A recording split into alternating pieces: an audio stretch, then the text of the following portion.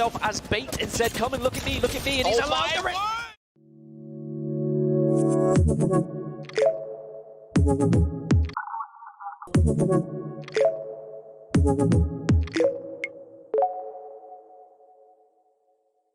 the change. Uh-oh. Here comes Furia! Once again, just introducing themselves to fights and just beaming. Here's Watson.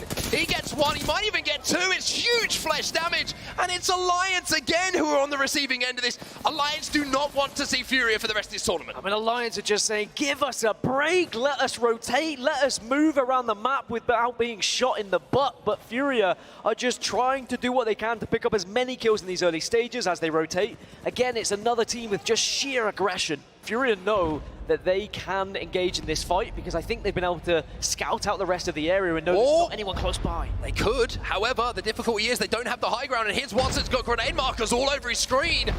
He's trying to find any kind of position to pop this battery. Pandas is going to take the high ground as the Seer ultimate will now go down, so everybody's going to have the information they require. Pandas with the flat line can't quite connect for now, but the bubble has been forced. Here's Watson literally dangled himself as bait and said, come and look at me, and he's allowed to take the high ground, and Zeratricky gets the opener, and Furia are doing it again. Huge spray coming in as Zeratricky now moves in for his second.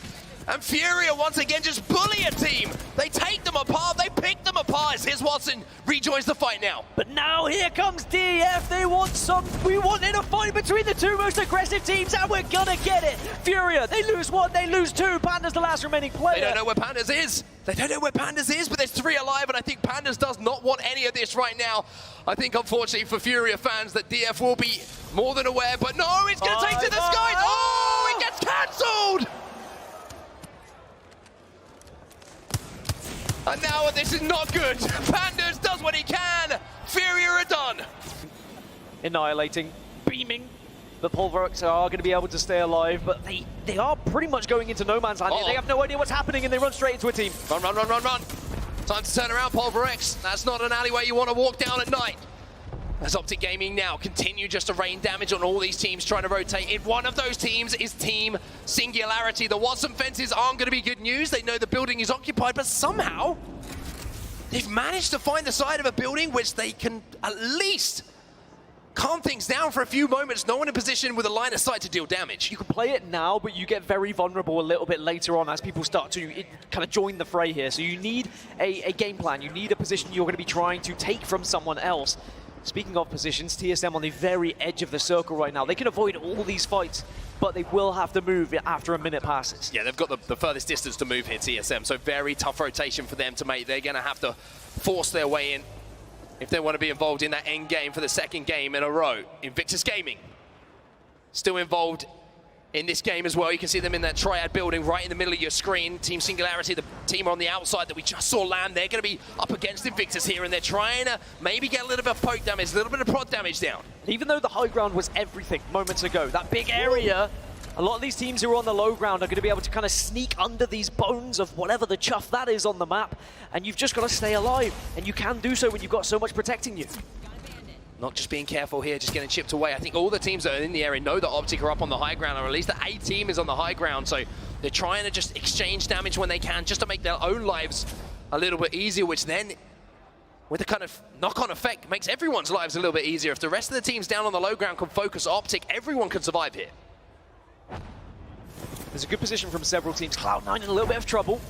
The Thermite's starting to just heat up underneath them as well. But suddenly as this circle moves, everyone's going to be engaging in fights. Well, here comes IG then. They've had enough of Team Singularity on the outside. JMW moving in. The triple take does not connect. RKN, he's good enough.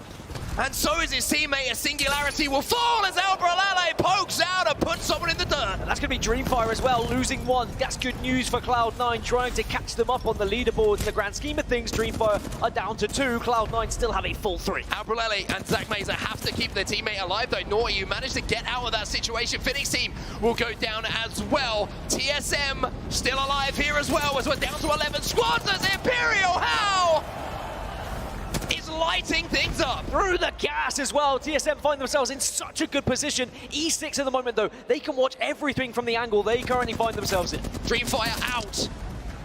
They will fall as well. Invictus taking damage, C9 taking damage as well. IG eliminated. Luminosity now make their move. Everyone's just scarpering around these bones, trying to stay alive around the Fallen Beast and hoping they can get into a spot where they're not in vision of several teams at once. If you can fight one team, sure, that's great. You've got vision on them. But if two teams are looking at you, you know you're going to fall.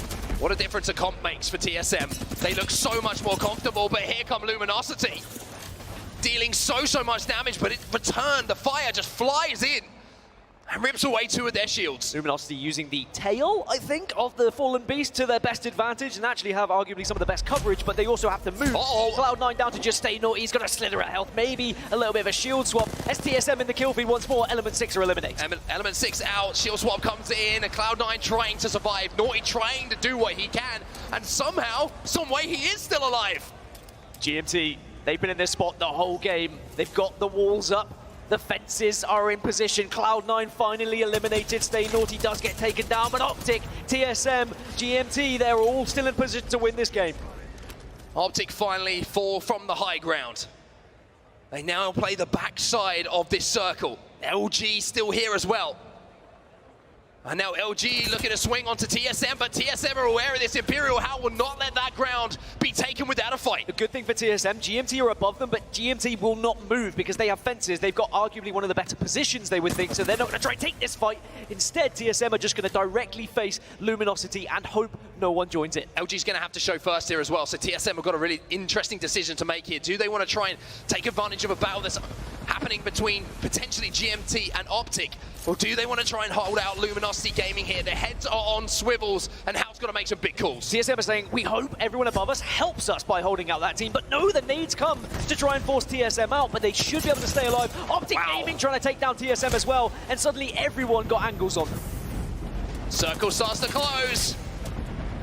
It's about to get messy here in these final moments as Luminosity, they lose one to Naski. Monsoon is down. TSM have to bubble, they have to stay alive, Horse will fall, and TSM down to just 2. Optic Gaming will find themselves in one of the better positions. GMT also doing very well. Shiny trying to hold the line.